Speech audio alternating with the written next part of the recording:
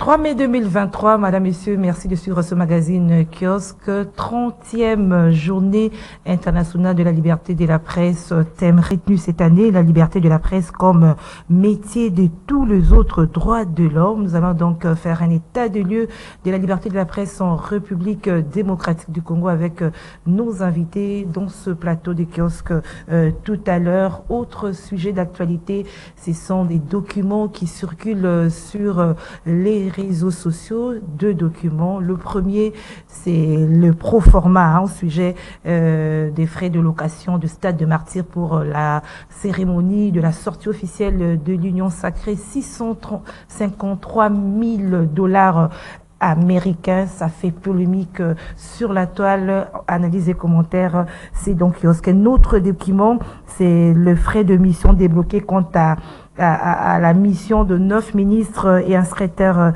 général du gouvernement en mission en Zambie, en Afrique du Sud et au Katanga pour s'imprégner de la situation de la hausse du prix de la farine de maïs dans l'espace Grand Katanga et Grand Kasaï. Là aussi, les frais de mission débloqués et à sujet à polémique, analyse et commentaires avec nos deux invités par rapport à ces documents, vrais faux documents qui circulent dans les réseaux sociaux. Et nous avons deux invités, Madame, Monsieur, dans ce plateau de Kiosque. Mais tout à l'heure, nous allons tout d'abord, nous allons lire les grandes lignes de l'actualité parues ce 3 mai dans la capitale. L'ACP a titré ce matin, le président Tshisekedi consulte l'opposition tchadienne en sa qualité de facilitateur. C'est donc les titres de l'agence congolaise de presse ce matin. Alors les autres sujets d'actualité ce matin dans la presse, c'est-à-dire nous avons également lu le site 7sur7.cd qui a titré dans une facture de l'administration du stade de Martyrs, dont la copie leur est parvenue. La location de cette installation sportive lors de la sortie officielle de l'Union sacrée de la nation a été fixée à 653 000 $ américains. Selon la dite facture, c'est l'Assemblée nationale qui a été désignée comme client en date du 27 avril dernier. Africa News qui revient à la charge des faits ont piqué la curiosité de plusieurs internautes et provoque une valse de commentaires allant dans tous les sens, à savoir la somme demandée, les clients à qui la facture a été adressée. Et puis vrainfo.net dénonce le fait qu'en lieu et place du présidium, c'est l'Assemblée nationale qui a engagé l'Union sacrée de la nation pour la location du stade de Martyrs. La prospérité s'intéresse à la marche pacifique de l'opposition prévue le 13 mai prochain. Pour ce journal, l'opposition n'a pas droit à l'erreur après la démonstration de force de l'Union sacrée de la nation. Et puis, autre sujet d'actualité, c'est avec l'Avenir qui a écrit au sujet du processus électoral que l'État évalue les calendriers électoraux 2022-2027 dans l'objectif de contribuer à l'amélioration de ce processus électoral en vue de l'organisation d'élections démocratiques, inclusives, transparentes et apaisées dans le respect des lois en vigueur en République démocratique du Congo. Forum des As annonce une journée chargée pour le président de la République, Félix-Antoine Tshisekedi. Il va rehausser de sa présence aujourd'hui à la célébration de la journée de la presse. Et après, il se rendra à l'UPN pour l'inauguration de quelques bâtiments nouvellement construits sur le site de ces Alma Mater. Alors, on peut s'arrêter là avec les grandes lignes de l'actualité. Nous avons trois invités, deux sont déjà là. Pascal Ounji, bonjour. Bonjour Gisèle et Toko. Bonjour également à nos différents téléspectateurs. Je dois les présenter, les excuses parce qu'il y a un rendez-vous qui a été pris la fois passée qui n'a pas été respecté. Contraire à mes habitudes, j'ai eu les appels. Il y a certains qui pensaient que j'avais boycotté l'émission. C'est le contraire. J'aimerais vous accuser ici. Il s'est agi d'un dysfonctionnement qui a été voulu par le présentateur et le propriétaire de l'émission qui est Doudou. Et voilà pourquoi c'est de cette manière que je ne suis pas... J'étais d'ailleurs ici et je ne suis pas intervenu à l'émission. Mais il y a un fait qui semble être anodin, mais un fait inquiétant parce que ça se déroule en Afrique, précisément au Kenya, où un pasteur organise une gêne des 100 jours avec objectif de vouloir rencontrer Jésus avant la fin du monde pour lui, au cours du mois ici. Et le malheur, c'est que les enfants et les femmes, beaucoup sont morts, plus de 100 personnes sont mortes en fait. Et simplement parce qu'il a fallu gêner pour rencontrer Jésus physiquement. Voilà. C'est de cette manière parfois que les pasteurs nous emballent. Et nous allons sans conscience et finalement nous subissons de tels cas. C'est un fait que j'ai bien voulu en parler parce que... Ça s'est passé au Kenya. Ça s'est passé au C'est Kenya. pas en En RDC. République démocratique du Congo aussi autant. Il y a des cas comme ça, mais qui ne sont pas mis à la place publique. Et simplement parce que par ignorance, et nous subissons de tels traitements par les pasteurs qui sont à la quête de leurs objectifs non tellement connus. Mais parmi ces pasteurs, il y en a ceux qui sont bons et... Non, je n'ai pas dit ici sont mauvais, que tous les pasteurs sont mauvais, mais je prends un cas. Il faudrait à un certain moment que nous ayons le discernement lorsque nous sommes dans une église. Et vous verrez parfois, je prends le cas d'un homme avec sa femme mariés, ils sont ensemble, mais la femme, dans le cas situé ici à Kinshasa, parfois a tendance à d'écouter plus le pasteur que son mari. Pourquoi? Parce que elle est hébétée, elle est envoûtée pratiquement par les pratiques de l'Église. Et voilà, à un certain moment, il faut être à mesure, en tant qu'humain,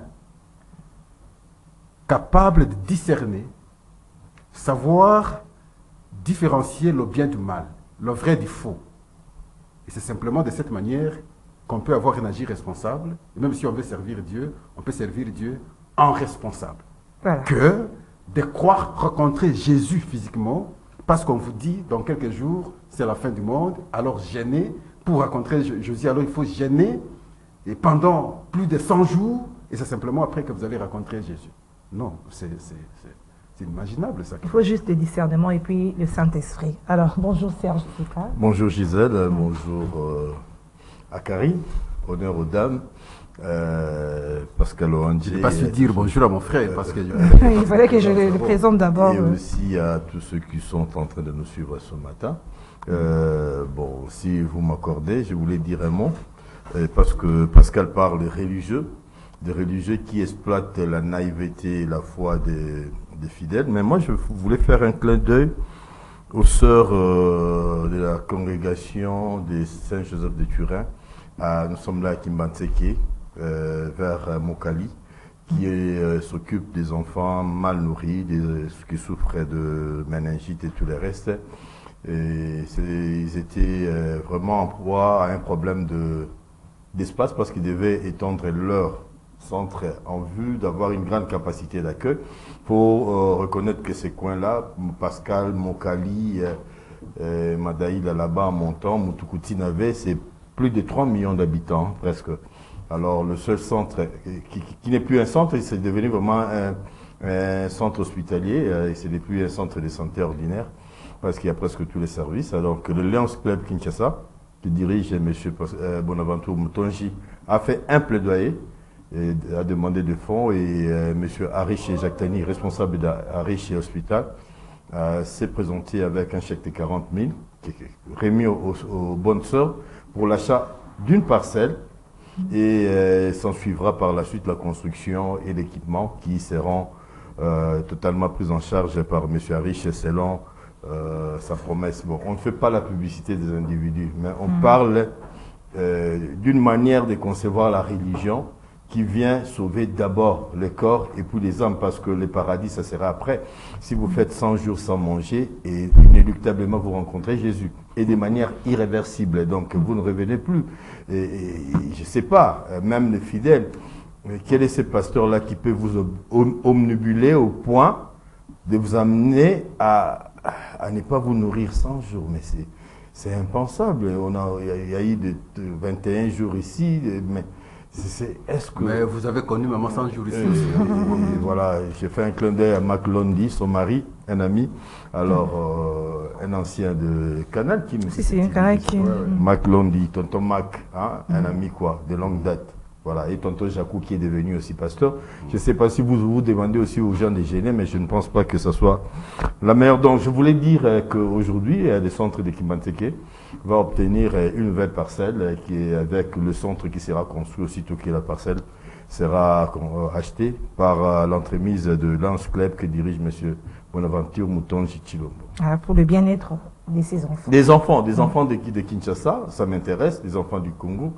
Parce que, voyez-vous, Gisèle, au moment où on fait des débats politiques, la majorité, l'Union sacrée, a montré ses muscles. Je ne vais pas revenir là-dessus, et bientôt on en parlera. L'opposition doit aussi démontrer sa capacité de mobilisation. Mais le vrai débat, on l'élude. Hein. Le vrai débat, on attend les uns et sur les autres, et sur le terrain du développement. Sur le plan, l'indice de développement humain au Congo est très bas. Et pour ceux de la majorité, pour ceux de l'Union sacrée, au lieu de parler sur les bilans, sur ce qui est fait, beaucoup plus, j'ai comme l'impression qu'on est en train de passer le temps à montrer que nous sommes là. Hein, donc Jean-Pierre Bemba et avec Félix, Bahati. Mais le MLC à lui seul peut remplir les stades. L'UDPS à lui seul peut remplir les stades. Bahati à lui seul, pour ne citer que le 3, je ne cite que le 3, hein, pour ne pas citer Vital Kamerhe en tant que personnalité politique, beaucoup plus, qui se mettent ensemble et remplissent le stade. Pour moi, ce n'est pas un événement. Pour moi, ce n'est pas un événement parce que, notoirement, ce sont des gens, ils ont démontré leur capacité, ce sont des grands leaders à le faire. Alors, on a retenu quoi? Je ne vais rien détruire, hein, je ne veux pas être iconoclaste. Quel est le message qu'on a retenu de ces meetings? Il y avait des discours. Le message, le pape François est arrivé ici, à 7 h, ces stades-là étaient pleins, 7 h du matin, et il est arrivé à 9 h, et les choses s'est terminé avant 11 h. Le message, c'était quoi? Enlevez mon main du Congo, c'est resté dans la tête de tout le monde. Le message qu'on a retenu, un problème de communication, un problème de protocole, un problème d'argent qu'on parlera ici. Je pense qu'on doit commencer à apprendre à faire les choses comme il faut. Il ne suffit pas seulement de nous montrer les côtés cosmétiques. Nous sommes là, nous sommes beaux, nous sommes forts, et nous allons continuer, c'est bien beau, mais faites les choses bien. Faites-le bien. Mais il y a eu des discours. Il y a Bemba qui a parlé de l'unité pour mettre l'ennemi dehors. Il y a Tem Kamerhe qui a évoqué la question de la baisse du taux des dollars. Devant qui? La population. Devant qui?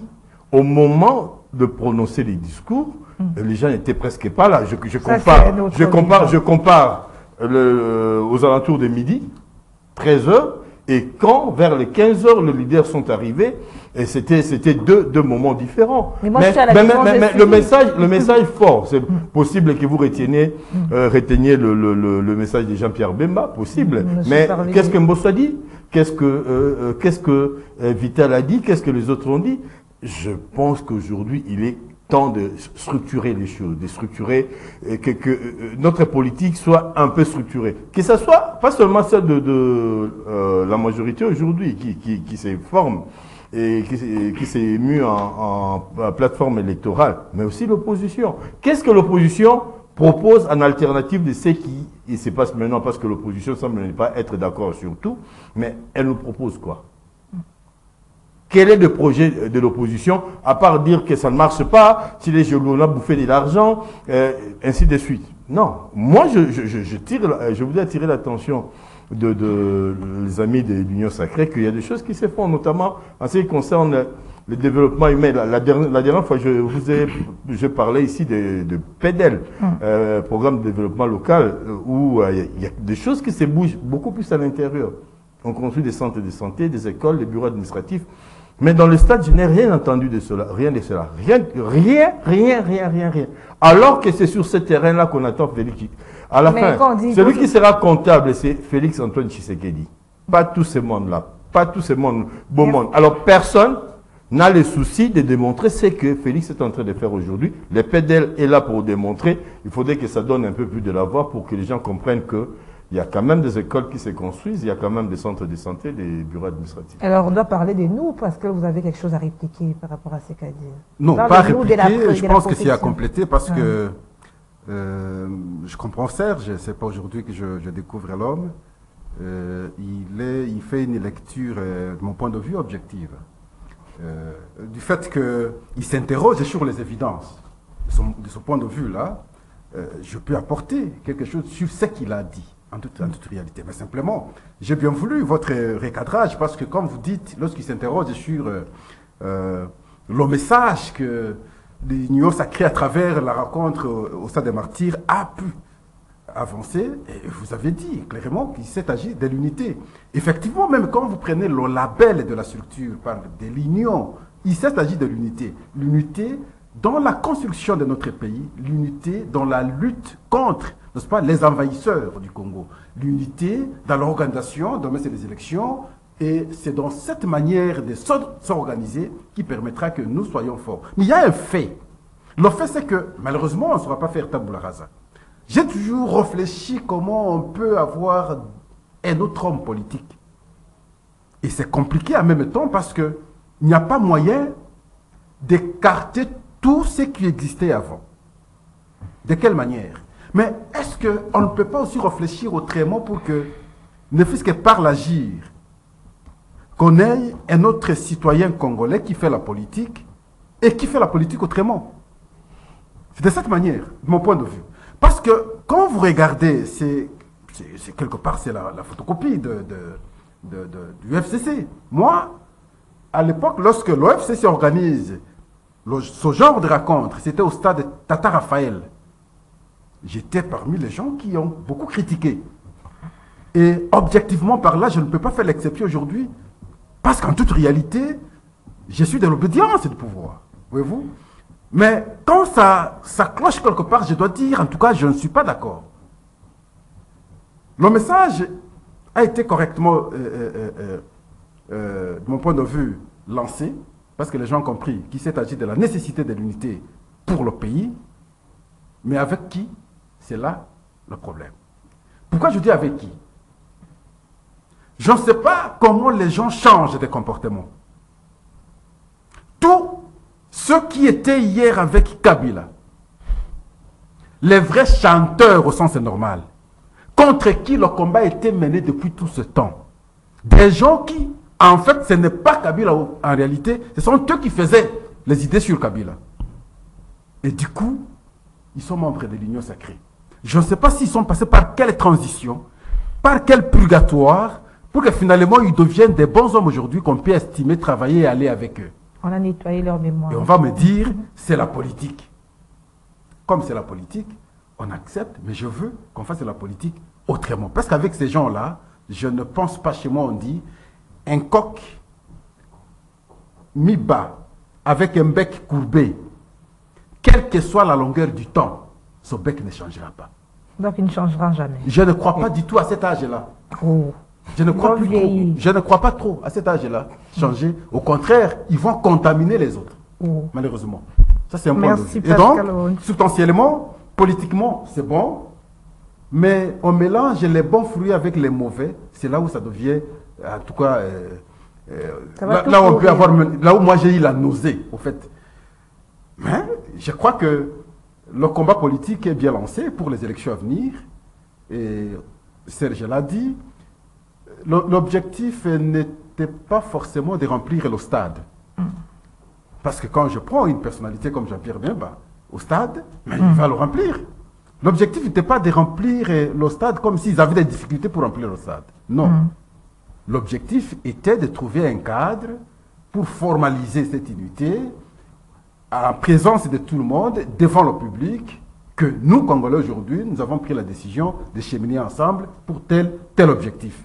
Et faire comprendre, et pour nous, ici au Congo, et pour l'extérieur, pour ceux qui tentent aujourd'hui de marcher sur le pays, qu'ils comprennent que les Congolais sont aujourd'hui unis, quelles que soient les quelques poches d'opposition. Merci Pascal Ounja. Alors, nous sommes déjà au stade des martyrs avec l'Union sacrée. Restons-y. Nous allons parler de la liberté de la presse à la fin. Hein. On commence par là. Il y a cette polémique au sujet de frais de location. En tout cas, les réseaux sociaux abordé hier et même jusque ce matin. 653 000 dollars. Et les gens se questionnent comment est-ce que ces frais ont été payés au nom de l'Assemblée nationale, alors que l'Union sacrée, c'est une organisation privée. Bon, j'avais assisté une fois à une organisation d'une manifestation. C'est le cas de Fally Ipupa dernièrement. Cette facture-là, elle est donnée à chaque fois que ce soit Gisèle, que ce soit Serge, que ce soit Pascal, quiconque veut aller organiser une manifestation au stade, vous aurez ce document des gestionnaires du stade qui vont vous remettre. Et on le met à la place publique. Le problème n'est pas là, le document d'abord. Qu'est-ce que vous allez trouver? Ici, on vous a dit, il y a Delta, avec la sécurité, il y a les chiens de surveillance, il y a l'équipe mobile, il y a les agents vigiles, il y a la permanence des toilettes, il y a la surveillance des entrées, salubrité, énergie, ça veut dire le groupe électrogène, et la caution à payer. Le total fait 653 000 dollars américains. Lorsqu'ils établissent ce document fera l'objet de discussions selon vos dispositions prises pour votre manifestation. Si vous avez la police, par exemple, vous allez vous dire, moi je n'ai pas besoin de Delta parce que j'ai ma police. La police vient. Si vous avez par exemple vos chiens aussi, j'ai un exemple que je prends seulement. Vous pouvez dire, je ne sais pas prendre vos chiens là, si vous voulez examiner d'abord mes chiens, tout ça, voilà, je peux venir. On élimine des montants. Si vous avez les agents vigiles, vous pouvez aussi dire, bon voilà, nous avons des gens qui peuvent venir travailler pour nous. Ça veut dire que la facture fait objet d'une discussion. Ce n'est pas parce qu'on a envoyé au montant de 653 000 dollars américains que nous allons alors substantiellement dire qu'on a payé 653 000 américains. Non, ça c'est vraiment mal comprendre les choses. Ils vous proposent leur montant. Vous allez discuter et finalement vous allez vous mettre d'accord et vous payez et vous avez l'accès finalement au stade. Mais maintenant, on doit se poser la question. Est-ce que c'est la première fois que les gestionnaires du stade élaborent cette facture pour tout client qui sollicite organiser sa manifestation au stade des Martyrs? Je dis non. Et alors pourquoi hier ça ne faisait pas de débat? Pourquoi aujourd'hui on en fait débat? Parce qu'avec le pape, on parle de 77 000 dollars et que c'était trop avec les gens. Je n'ai pas été avec le pape. Moi, j'ai assisté dans une discussion dans le cas de la prestation de Fally Ipupa. Je ne peux pas donner le montant. Mais toujours, mais c'est vrai, dans le cas ici, vous connaissez comment... Nous sommes Congolais, il faut dire des choses vraies. Je pense que parfois, on peut même majorer. Voyez-vous, facture. Ça peut être possible. Mais la discussion, sûrement, de mon point de vue, a eu lieu. Ils se sont mis d'accord sur un chiffre à payer. Le débat intelligent serait de dire, voici le montant ou la facture qui a été convenue, montant d'argent versé par l'Union sacrée aux gestionnaires du stade. Ah, beaucoup d'argent comme ça, 653 000. Ça, c'est l'argent versé. Là, ça devient intelligent. Ah, ça, mais discuter sur la proposition d'une partie dans le contrat, sans l'avis d'une autre partie, je me dis, mais je ne sais pas quel genre de débat nous faisons. Il s'est agi d'une proposition d'une partie, mais on n'a pas eu. Il fallait qu'on nous mette également à la place publique la réaction d'une autre partie au contrat. Quelle a été la réaction de l'Union sacrée face à la facture des gestionnaires du stade? Là, on sera équilibré, on sera objectif, on sera sincère, on sera impartial. Et si quelqu'un nous suit, il va nous suivre avec intérêt, avec sérieux. Mais lorsque seulement une partie du contrat qui présente cette facture qui fait objet d'un débat, dont le débat n'est pas connu ici, alors je me dis, Ce n'est pas intéressant. Merci Pascal. Je reviens avec vous avec d'autres préoccupations. Certes, c'est cas 653 000, mais quand on divise par plus de 400 partis politiques, ça ne représente rien. Ils auront à verser chaque parti politique 1000 quelques dollars pour des partis politiques qui regorgent des ministres, des députés, des administrateurs d'entreprises publiques. Je voudrais ici en appeler nos compatriotes à baisser un peu la pression. Hein. Nous sommes un grand pays, un pays supposé riche, et que certains chiffres doivent arrêter de nous effrayer. Si on prend tous les patrons, je crois qu'ils étaient à 7, on les appelait les 7 patrons habillés en blanc. Quand on regarde leur portefeuille, ils pèsent combien?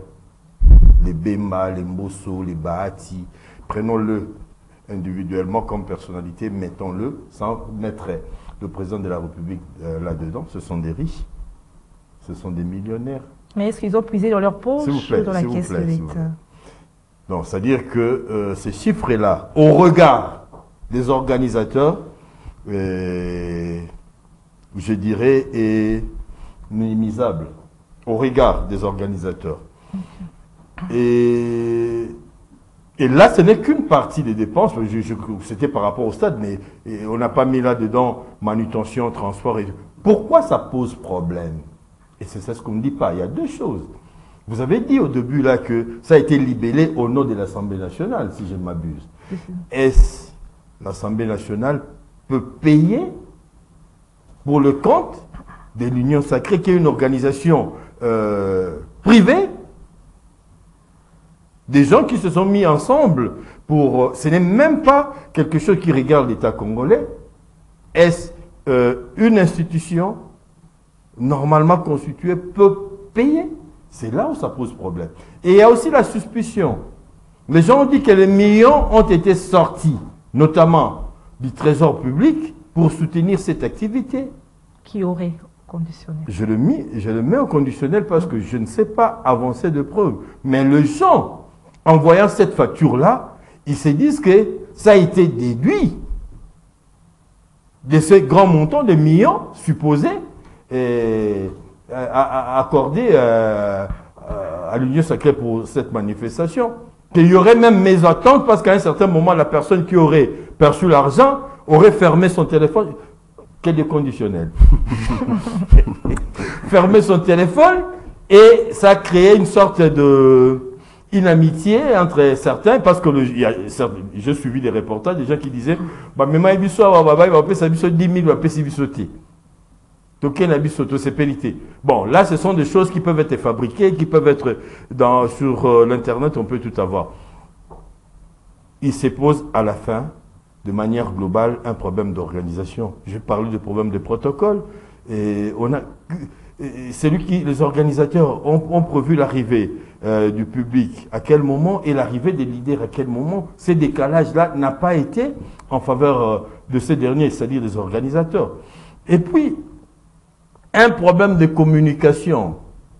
Pourquoi à un certain moment, quand les gens ont une parcelle de responsabilité, on l'impression d'avoir des comptes à rendre à personne? Même si c'est une activité privée, comme je l'ai dit, l'Union sacrée, mais vous invitez les gens, c'est ouvert au public, vous voulez convaincre, c'est un produit que vous voulez vendre. Mais rendez des comptes. Si demain vous voulez nous dire que pour le deuxième mandat, la gestion du pays avec le président Félix Tshisekedi, qui pense rempiler, va être orthodoxe, propre.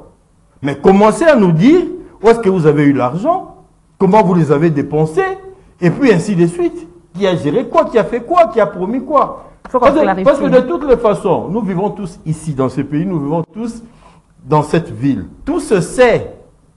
On raconte toujours à une petite amie, à une petite copine, à un beau-frère, à une épouse, qui va raconter à son ami, à son frère, et puis de bouche à oreille, on a l'information que les millions étaient sortis, et que c'était mal distribué, et que les gens étaient...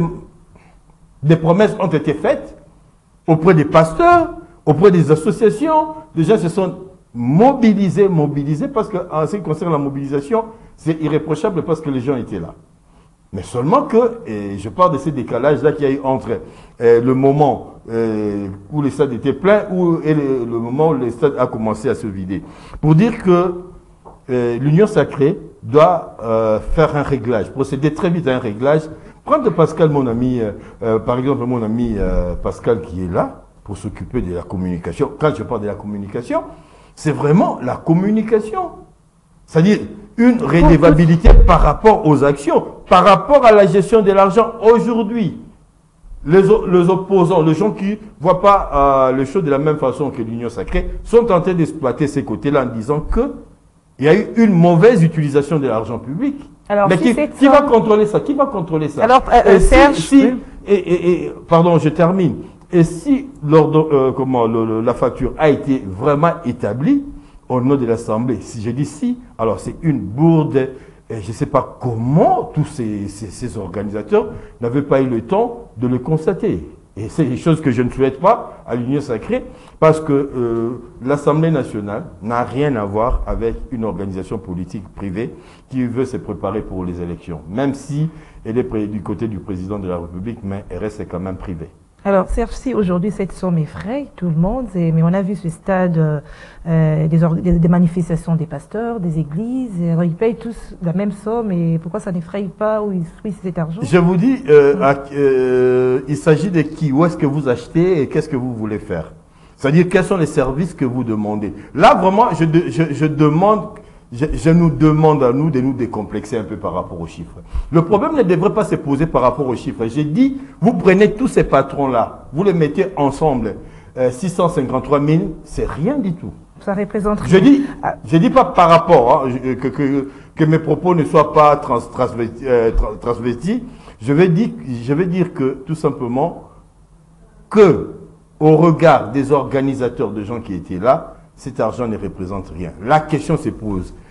La première, par rapport à l'origine de cet argent, de la manière où cet argent a été utilisé. Quand il y a des gens qui se plaignent parce qu'on nous a mobilisés et que nous n'avons rien reçu, après les promesses faites, alors il y a problème. Il y a effectivement problème. Est-ce que l'argent est sorti des poches des présidents? On ne sait pas parce que personne ne communique. Raison pour laquelle je propose au président Bosso et à tous les restes de prendre Pascal. Alors, ça, il pourra nous expliquer à nous autres comment, hein, parce qu'il est, il s'est dit proche de l'Union. Il peut bien le faire. Voilà, Pascal.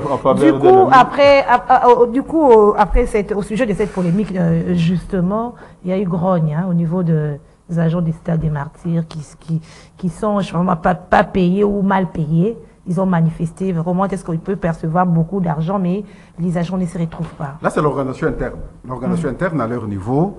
Et je dois rappeler ici qu'il y a des catégories. Lorsqu'il s'agit d'une organisation politique, il y a une facture et son montant. Lorsqu'il s'agit de jouer la musique, il y a un montant, il y a une facture. Lorsqu'il s'agit d'une rencontre religieuse, il y a une facture, il y a un montant. Et avec des conséquences pour la politique, il y a facilement des casses. Voyez-vous? Pour la musique, c'est autant. Et on tient compte de ces paramètres-là pour fixer le prix. Et nous avons toujours imaginé que quelqu'un qui va au Stade des Martyrs organiser une manifestation paie combien? Parce qu'il ne tient qu'à vous faire comprendre effectivement que ne mystifions pas le montant de 653. Je ne dis pas aussi non plus que c'est un petit montant, c'est l'argent, oui. Mais il s'agit du stade. Vous allez organiser, sinon tout le monde ferait ces manifestations là-bas, tout ça, tout. Non, il s'agit du stade. Alors, vous posez la question du non-paiement, mais il n'y a pas longtemps, il y a un gestionnaire qui a été sanctionné parce qu'il gérait mal. C'est les mêmes causes qui produisent les mêmes effets. Vous faites entrer beaucoup d'argent, mais malheureusement, vous ne servez pas correctement ceux qui font le travail. En termes de paiement, en termes de primes, en termes d'accompagnement. Ça peut être possible. Mais je ne sais pas le dire parce que je ne connais pas, en tant que journaliste, qu'est-ce qui se passe effectivement. Le problème, c'est à quel niveau? Est-ce qu'ils ne reçoivent pas de primes? Est-ce qu'ils ne reçoivent pas de bons salaires? Est-ce qu'ils ont équilibré l'argent qui entre? L'argent qui entre, qu'est-ce qu'on en fait? Et quand je regarde le stade, ce n'est pas chaque jour qu'il y a des manifestations. On peut faire 2, 3, 4 mois sans une grande manifestation au stade. Et à ce moment-là, il n'y a pas d'argent. Voyez-vous? Donc, tous ces points, je ne saurais pas les dire du fait que je n'ai pas d'éléments essentiels. Mais je constate simplement qu'il y a eu un moment où on a sanctionné le gestionnaire pour mégestion. Comme le directeur général de la SNEL qu'on venait de sanctionner dernièrement, mais je n'appuyais pas. Je vous disais ici qu'il fallait condamner plutôt le comité de gestion. C'est ce comité-là qui conçoit le plan du fonctionnement d'une entreprise. Si on parlait de détournement, je condamnerais le directeur général. Et voilà, c'est dans ce sens-là. Même là, au stade également, je pense qu'il y a toute une équipe qui travaille pour la prise en charge normale des agents du stade. Alors, on peut aller, si on veut découvrir la vérité, descendre là, avoir des éléments. À ce moment-là, on peut informer. Ok, une autre facture qui a fait je peux placer un mot par rapport à ce que Pascal venait de dire, la parenthèse qu'il avait ouverte. Aujourd'hui, les entreprises publiques de l'État sont des entreprises commerciales. On nomme des managers qui doivent venir avec de plans de développement de l'entreprise. Ils sont comptables devant le comité conseil d'administration et aussi devant le ministère de portefeuille qui gère concomitamment avec le ministère des tutelles. Quand vous êtes manager, vous répondez de la gestion de l'entreprise. Il n'y a plus de comité de gestion, ça n'existe plus. Il y a un homme qui dirige l'entreprise. Et cet homme-là répond. C'est à lui de proposer des stratégies, des politiques pour mener l'entreprise. C'est le cas de toutes les entreprises de portefeuille de l'État après comment on appelle ça, la transformation menée par réforme, le COPIREP, à la suite de l'organisation, de réorganisation du portefeuille de l'État. Donc aujourd'hui, les directeurs généraux sont vraiment comptables responsables. À un certain moment, nous avons posé les problèmes de quand l'IGF devait soumettre certaines dépenses de certaines entreprises à sa décision. On dit non, ça ne devait pas se passer comme ça parce que le manager, le DG reçoivent les directives de l'État à travers le conseil d'administration, ils doivent l'appliquer et apportent leur politique et des stratégies. Vous les jugez par rapport aux résultats et puis le contrôle peut se faire pendant que les choses... C'est très bien, ça que vous dites là. Mais on se poserait la question de l'importance du conseil d'administration. Il est vrai, lorsque vous êtes directeur général adjoint, le plan de la gestion d'une société, d'une entreprise, doit être conçu dans le conseil. Et vous avez maintenant le tableau de bord et vous allez l'exécuter. À chaque fois, lorsqu'il y a des difficultés, on convoque le conseil. Dans le cas d'espèce, s'il y a eu un problème, c'est au sein du conseil qu'on commencerait d'abord par le reprocher. Voilà tel niveau, tu n'as pas fait, tu n'as pas fait, tu n'as pas fait. Je me suis insurgé parce qu'il n'y a pas eu un tel débat au conseil d'administration. Du coup, la personne se retrouve à l'Assemblée nationale. À l'Assemblée nationale, on ne parle pas des détournements, on parle de la mégestion. Je ne les défends pas. On ne parle pas de détournement, on parle de la mégestion. C'est là où je dis, s'il y a mégestion, oui, ça peut être possible.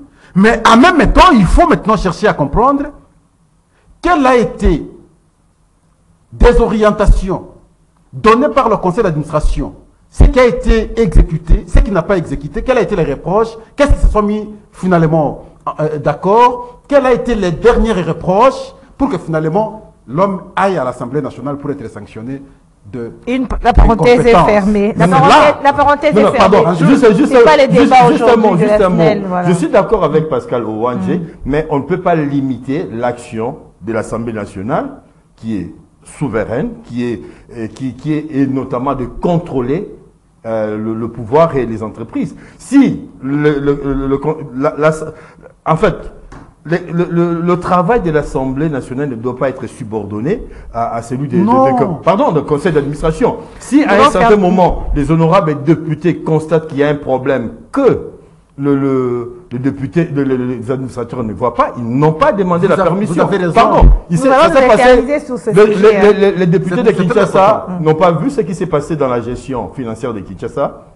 Et Gilles Alingué était à travers l'IGF, le service de l'IGF, a fait le travail et le ministre des Finances provinciales a été éjecté. C'est-à-dire que si vous ne faites pas votre travail, les autres le feront.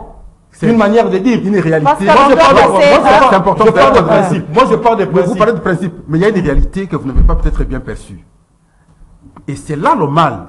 D'ailleurs, je crois à l'époque, c'est avec vous que nous étions en train de reprocher la nomination des politiques dans les entreprises. C'est avec vous.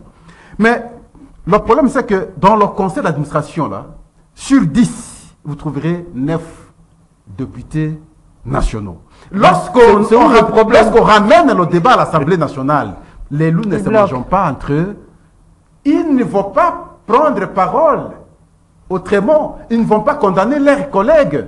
Et alors que les mêmes qui sont membres du conseil d'administration, parce que le DG est intervenu à l'Assemblée nationale, ils prendraient parole pour expliquer ce qu'ils se sont dit avec le DG dans le conseil d'administration et qui n'aurait pas entendu, n'a pas exécuté. Et voilà pourquoi aujourd'hui il est à l'Assemblée nationale. Et nous, en tant que membres du conseil d'administration, nous proposons déjà au départ des sanctions. Merci Pascal. Vous n'allez pas vous mettre d'accord sur ces sujets. On y reviendra peut-être. On reviendra avec un sujet. Il y a un grand problème par rapport à... Nous allons y revenir. Alors nous avons pris le deuxième avant d'aborder, de parler de nous, la profession. Nous avons le deuxième sujet, la deuxième facture, voilà, qui a circulé également sur les réseaux sociaux. C'est des chiffres qui tournent aussi par rapport aux frais d'émission de 9 ministres, un secrétaire général en mission en Zambie, en Afrique du Sud et au Katanga pour s'imprégner de la situation de la hausse du prix de farine. Et pour certains internautes, nous avons parcouru les réseaux sociaux, l'argent qu'on a décaissé pour cette mission pourrait trouver des solutions ici, un début de solution par rapport à cette problématique des maïs. Qui a la parole? Qui avait la parole? Ok, d'accord. C'était Serge? Non, c'est Pascal, lui. Oui.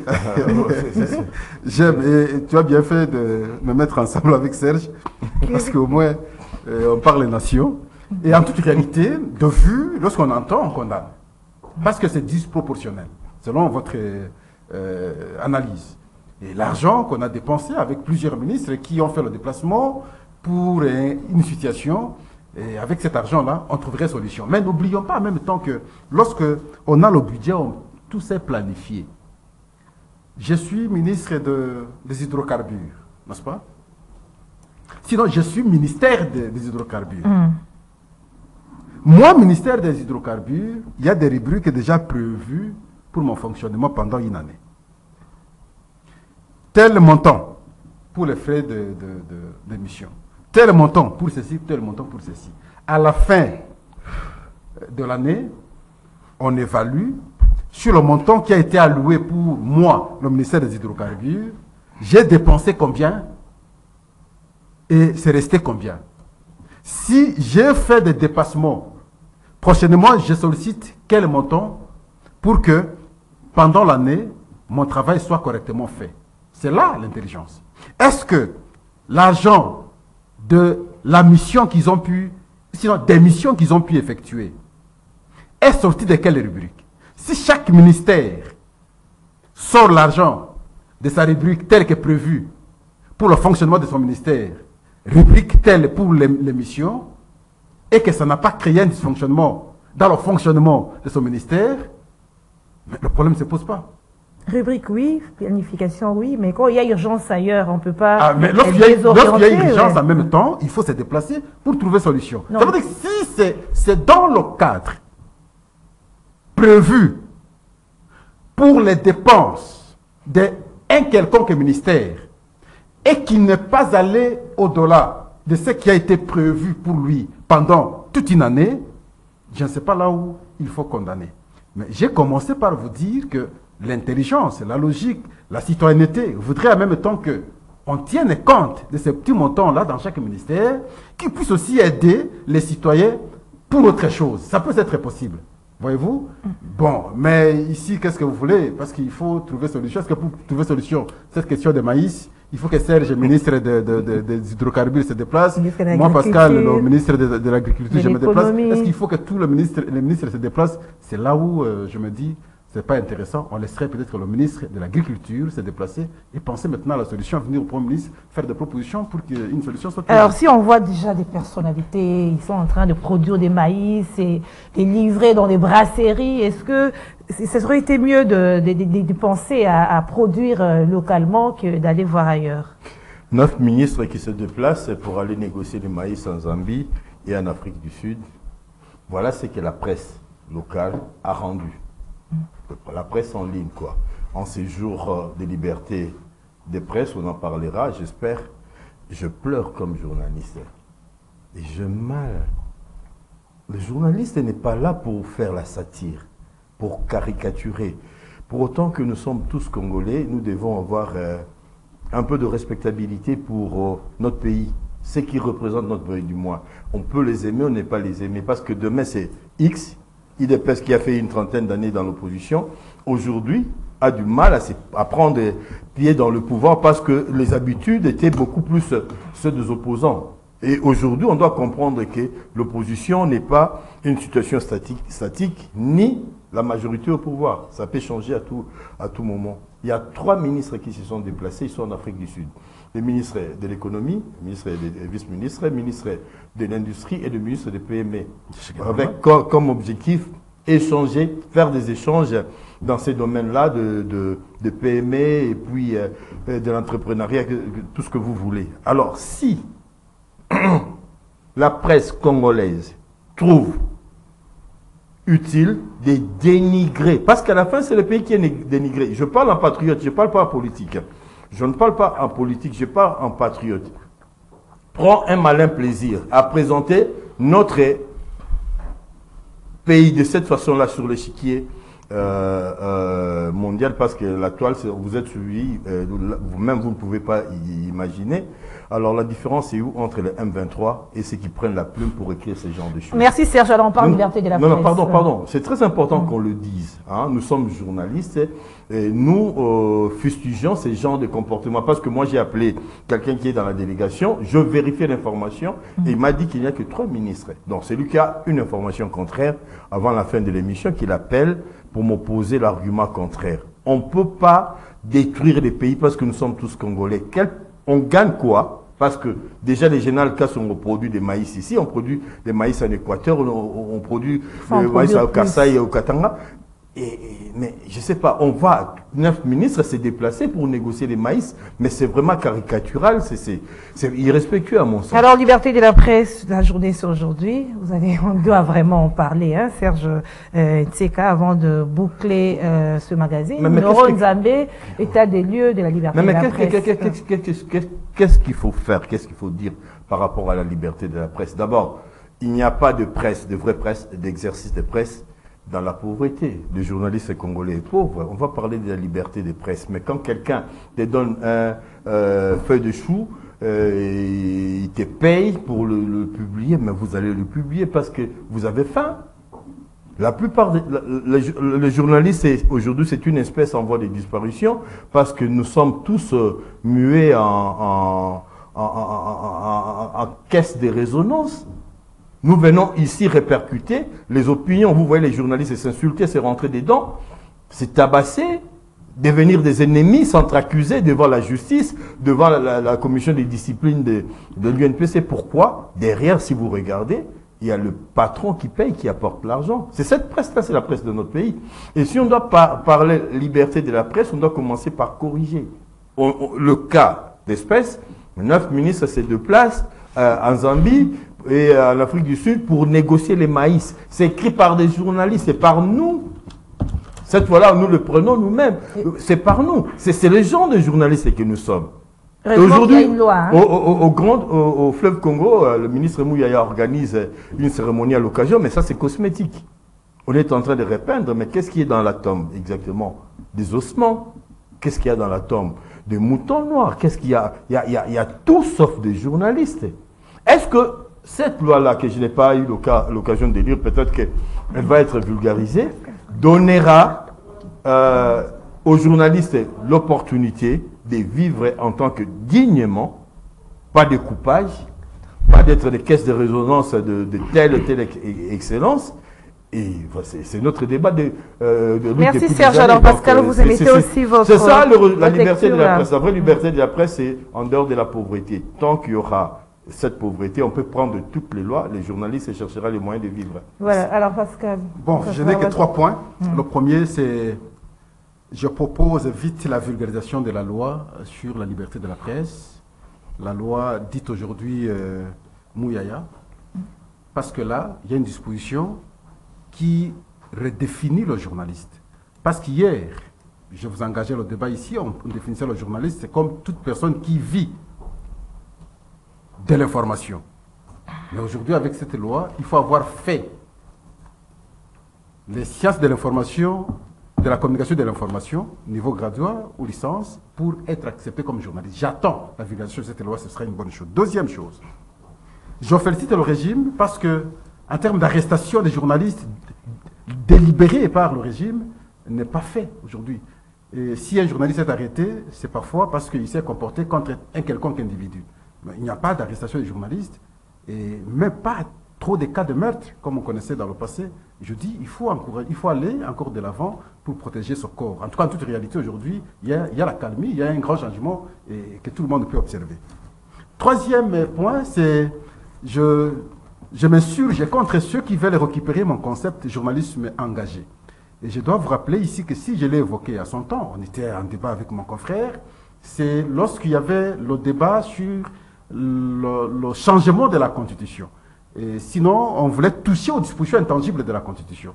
Il a fallu maintenant être du côté de la Constitution et pour dire non à ceux-là qui veulent toucher aux dispositions intangibles de la Constitution. Ça a été ainsi le débat citoyen des journalistes. C'est comme ça que nous sommes dit, nous nous engageons de la même manière que les politiques s'engageaient à leur niveau. Et je me souviens à l'époque quand François Momba avait plaidé au nom de l'opposition. C'est de cette façon-là. Alors si on peut faire le même engagement aujourd'hui, c'est dans la défense des intérêts de la population, dans la défense des intérêts du pays.